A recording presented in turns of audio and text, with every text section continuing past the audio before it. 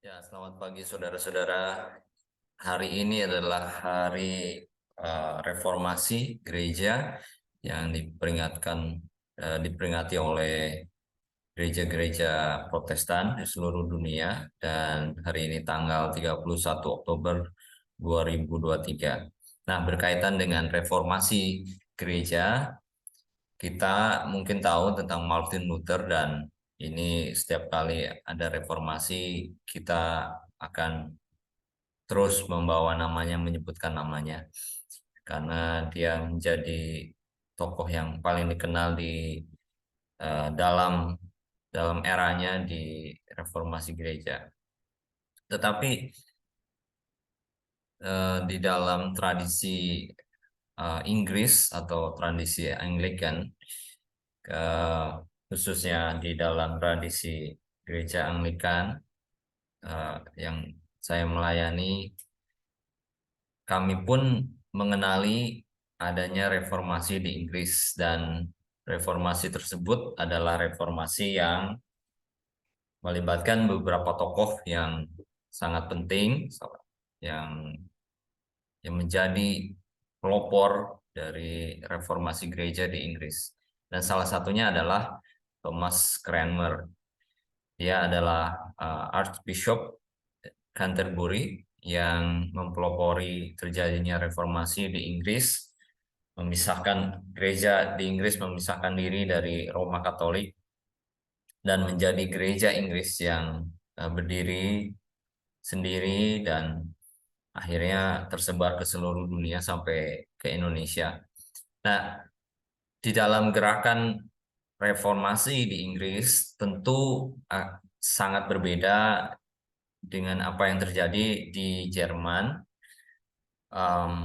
Dan bukan hanya fokus pada firman Allah, tentu itu jelas pasti, tetapi juga gereja Inggris atau gereja Anglikan yang kita kenal sekarang juga memiliki keunikan, yaitu keunikannya adalah liturgi. Nah, liturgi inilah yang menjadi keunikan gereja Anglikan dari gereja yang Protestan yang lain atau Reform yang lain, karena sejak reformasi itu gereja Anglikan memiliki buku doa, dan buku doa itu tetap dipakai sampai sekarang, dan yang paling dikenal adalah buku doa yang tahun 1662. Itu buku doa yang standar untuk teologi dan ibadah Anglikan. Nah, saya ingin memberikan sebuah introduksi atau pengantar mengapa liturgi gereja Anglikan itu unik dan juga penting, mengapa gereja Anglikan tetap juga ada kesamaan dengan Roma Katolik dalam arti elemen-elemen di dalam liturginya, dan juga dengan saudara kita yang di Ortodoks. Mengapa? Karena memang ini adalah sebuah sebuah apa namanya bentuk dari bagaimana para klerus Anglikan atau Archbishop atau Bishop dari Anglikan melihat bahwa sangat penting dan sangat dibutuhkan sebuah liturgi yang membawa orang untuk makin dekat dengan firman Allah, dan untuk mereka dididik di dalam menjadi saleh dan mengabdi dalam pengabdian di dalam ibadah umum. Jadi eh, itu salah satu poinnya. Nah, saya ingin membacakan lebih rinci apa yang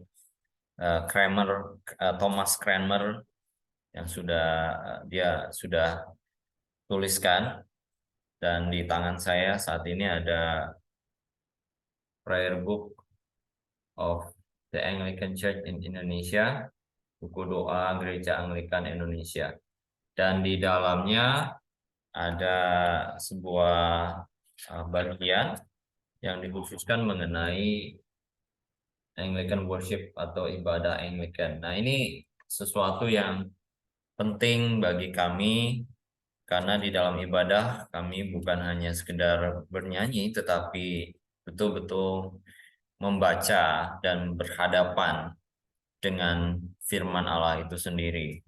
Nah, setiap minggu atau setiap hari bahkan ada ibadah harian yang dikhususkan untuk membaca Alkitab, dan paling tidak Alkitab bisa dibaca sebagian besarnya itu setahun, dalam secara utuh setahun sekali, dalam satu putaran bukan satu kali tapi satu putaran utuh eh, Alkitab dibacakan dan jemaat mengalami interaksi dan eh, perjumpaan dengan firman itu. Nah, ini Cranmer yang tuliskan ya. Dialah yang menginisiasi dan juga merevisi liturgi yang ada di gereja Inggris dalam tentu di dalam konteks reformasi dan konsep teologi reformasi, dan dia dengan rekan-rekannya ingin membuat sebuah buku liturgi yang memang merevisi buku liturgi yang ada untuk membangun iman umat mudah dimengerti dan alkitabiah. Alkitabiah artinya adalah di mana kata-kata yang ada di dalam doa itu adalah dari firman Tuhan, dari Alkitab, dan membaca mulai dari Perjanjian Lama, Perjanjian Baru, surat-surat Paulus atau surat umum, dan juga Injil, dan itu membuat buku ini katakan Alkitabiah. Itu maksudnya Alkitabiah. Nah, ini kutipan dari Cranmer. Saya akan bacakan. Jadi tujuan umum kami dalam kegiatan ini adalah tidak untuk memenuhi tuntutan berlebihan dari kelompok ini dan itu. Nah, ini kita harus tahu bahwa dalam konteks terjadinya reformasi itu ada dua kubu yang memang eh, yang ada di sana di Inggris, yaitu adalah ke Roma Katolik, yang satu lagi ke Protestan ekstrim, bahwa mereka tidak mau lagi memakai apa yang dilakukan, tidak mau lagi melakukan apa yang dilakukan oleh Roma Katolik, tetapi ya membuat sendiri atau menemukan sendiri atau membuat bentuk sendiri bagaimana beribadah.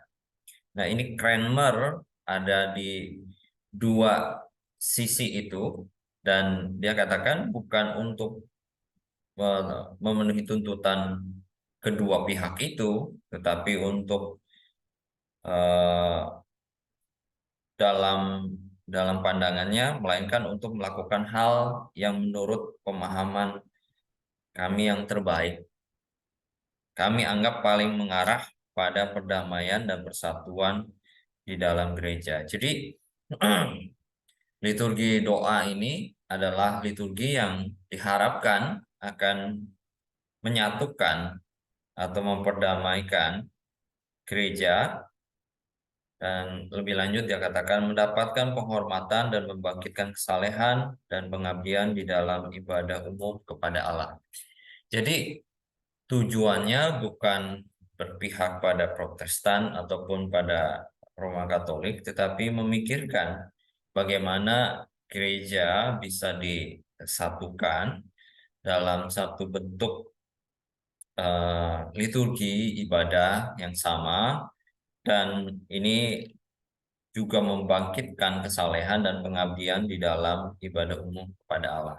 Itu tujuannya. Jadi dia tidak mau mengikut karena ada dorongan ke sana, ke Protestan ataupun ke Roma Katolik, tapi memikirkan apa yang terbaik yang bisa dilakukan untuk mempersatukan gereja.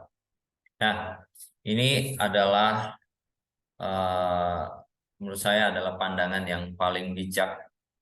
Anglican berada di tengah itu, menjadi via media. Ada gereja-gereja yang mungkin pada waktu itu memang sudah menjadi sangat Protestan, menentang habis apa yang dilakukan oleh Roma Katolik, tetapi juga ada juga Roma Katolik yang memang menentang Protestanisme yang sangat ekstrim itu. Anglikan melihatnya bahwa kita bisa berjalan di tengah dan kita bisa memperdamaikan atau mempersatukan apa yang terjadi. Jadi ini adalah sebuah keputusan bijak yang saya lihat untuk gereja bisa memiliki sebuah kesatuan jiwa atau spirit ekumenis, dan mereka bisa bersama-sama. Anglikan walaupun secara konsep teologi adalah reform, tetapi memiliki liturgi yang sangat Katolik, yang bisa mempersatukan dan juga tetap berfokus pada firman Allah. Nah, di bagian selanjutnya di halaman buku ini, di halaman 186, ini mengenai pengantar buku doa umum atau uh, yang saya pegang ini, tentang buku yang doa ini, doa liturgi ini. Jadi seperti yang sudah saya sebutkan tadi, bahwa seluruh Alkitab atau bagian terbesarnya seharusnya dibaca sekali setiap tahun. Sekali itu dalam artian utuh. Satu Alkitab terbaca dalam rentang waktu 1 tahun. Maksud mereka adalah bahwa dengan cara ini klerus itu para imam, pelayan-pelayan di gereja, para pendeta, para pastor, dan khususnya yang melayani dalam jemaat, mereka sendiri akan melalui seringnya membaca dan merenungkan firman Allah didorong kepada kesalehan dan lebih sanggup mengingatkan orang lain melalui ajaran yang bermanfaat dan membantah mereka yang melawan kebenaran. Jadi liturgi ini adalah untuk membuat jemaat berinteraksi dengan firman, berhadapan dengan firman, berjumpa dengan firman Allah itu di dalam ibadah harian maupun ibadah umum, ibadah mingguan, dan di dalam tahun-tahun gereja, hari-hari khusus di dalam tahun gereja, itu untuk mendorong umat kepada kesalehan dan sanggup mengingatkan orang lain melalui ajaran yang bermanfaat dan membantah mereka yang melawan kebenaran. Artinya ini adalah sebuah bentuk sarana pendidikan bagi umat untuk bisa memiliki, kalau kita bilang, senjata ataupun juga mungkin makanan, ya, makanan, karena firman Allah itu adalah makanan rohani yang terus dicerna oleh jemaat dan juga bisa dipakai untuk menjadi pengingat bagi mereka yang membutuhkan pengajaran. Dengan firman Allah yang dibacakan itu, umat bisa memiliki pengetahuan yang luas mengenai firman Tuhan dan juga bermanfaat, dan juga sebagai perisai melawan dari ajaran-ajaran sesat atau yang melawan kebenaran. Kebenaran di sini adalah firman Allah atau cara hidup yang tidak tidak sesuai dengan firman Tuhan. Dan dia lanjutkan lebih jauh lagi bahwa umat dengan mendengarkan kitab suci setiap hari yang dibaca di gereja akan terus-menerus memperoleh manfaat yang semakin banyak mengenai pengetahuan tentang Allah dan digelorakan dengan kasih kepada agama yang sejati. Ini sesuatu yang sangat penting, ya. Jadi ada dorongan bahwa firman, sebuah keyakinan bahwa firman itu mampu menggelorakan kasih kepada Allah atau dikatakan di sini kepada agamanya yang sejati. Kalau di dalam bahasa Inggris, and be inflamed with love of his true religion. Jadi melalui buku doa ini umat bukan hanya berhadapan atau berjumpa dengan firman Allah, tetapi hati mereka digelorakan dan kasih mereka digelorakan kepada Allah, dan mereka bisa hidup di dalam kesalehan, di dalam kebenaran itu.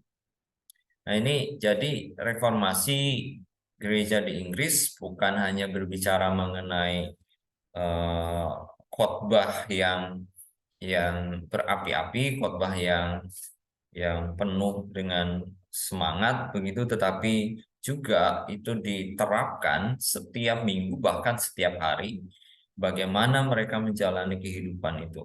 Jadi reformasi gereja membentuk kesalehan hidup yang baru sehingga umat bisa mencintai firman Allah dan mengasihi Allah dengan segenap hati mereka, pikiran mereka, kekuatan mereka, dan ini akan menjadi sebuah kekuatan yang luar biasa karena ya sekarang yang yang dibacakan kepada umat adalah firman Allah, bukan hanya jadi milik klerus, bukan hanya jadi milik diakon, bukan hanya milik bishop, tetapi firman Allah itu bertemu dengan jemaat.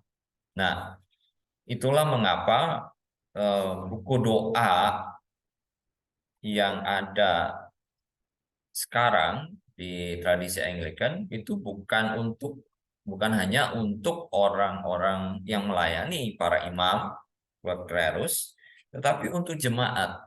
Jadi jemaat, seperti jika saya punya buku ini, maka setiap hari saya bisa memakai buku doa ini untuk berdoa, untuk membaca firman Tuhan, dan untuk berjumpa dengan firman Tuhan setiap hari.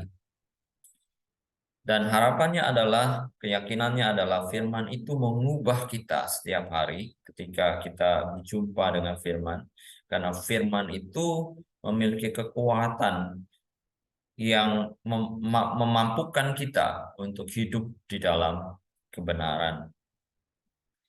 Nah, saudara, itu yang paling penting, poin yang paling penting di dalam sejarah gereja Anglikan yang perlu kita ketahui, bahwa reformasi bukan bicara mengenai fokus pada khotbah saja tentu, karena di gereja Anglikan juga ada pengkhotbah yang sangat dikenal oleh dunia. Ya, kalau di zaman modern kita tahu G.I. Packer, kita tahu John Stott, kita tahu juga N.T. Wright, dia seorang sarjana, dan di zaman masa yang berbeda G.C. Ryle dan yang lainnya.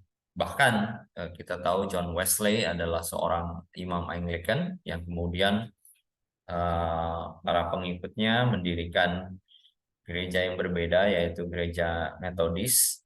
Tetapi kata Metodis itu pun sebetulnya diambil dari caranya John Wesley beribadah yang sangat metodologik atau methodological gitu ya, lebih sangat metodis.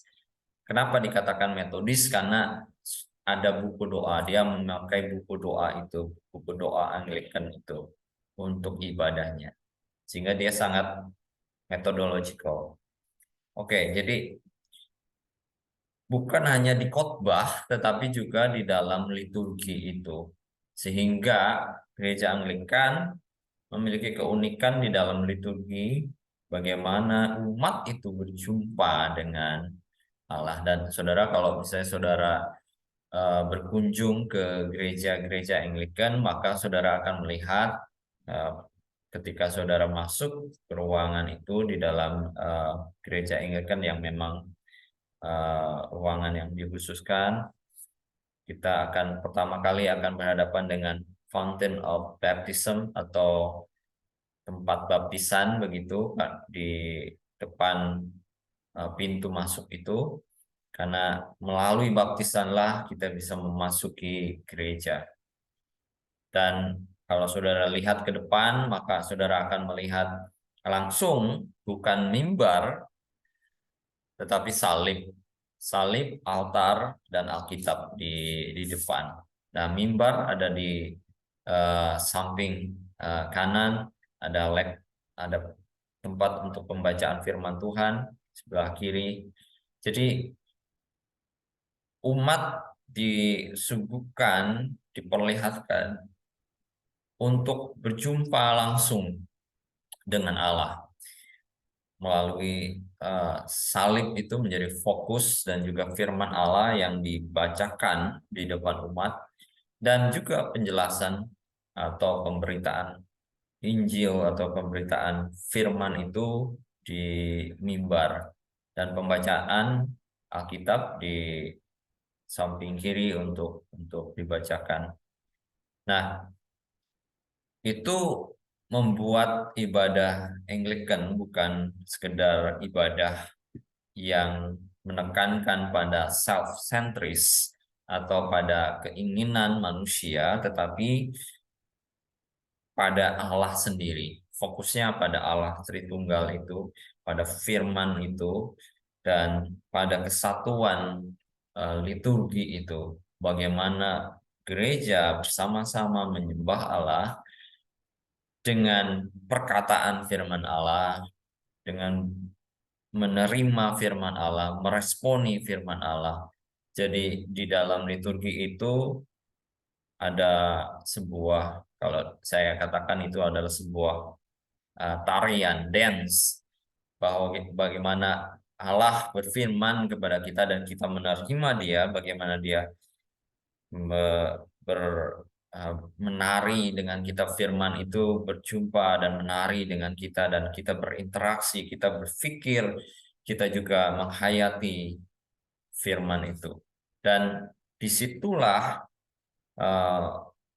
diharapkan dan diyakini bahwa itu akan mendorong kita dalam kesalehan.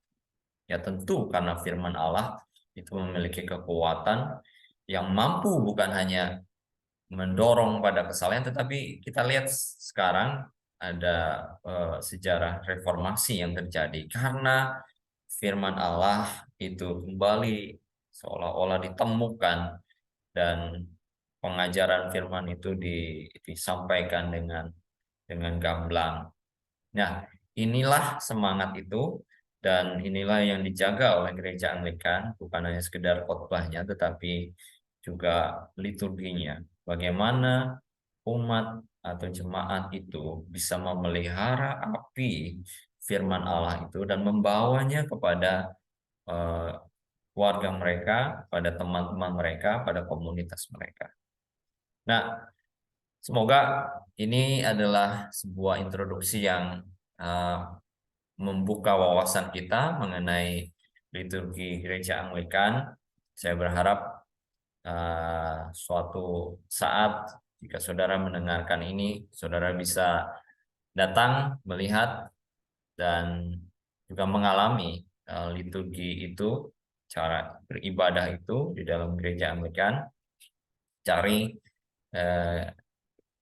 gereja Anglikan di sekitar saudara yang bisa di,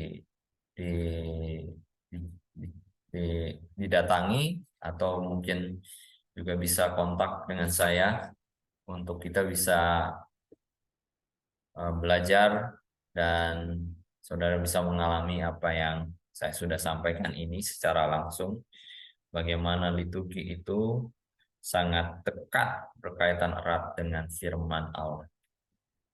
Tuhan Yesus memberkati, dan salam reformasi gereja.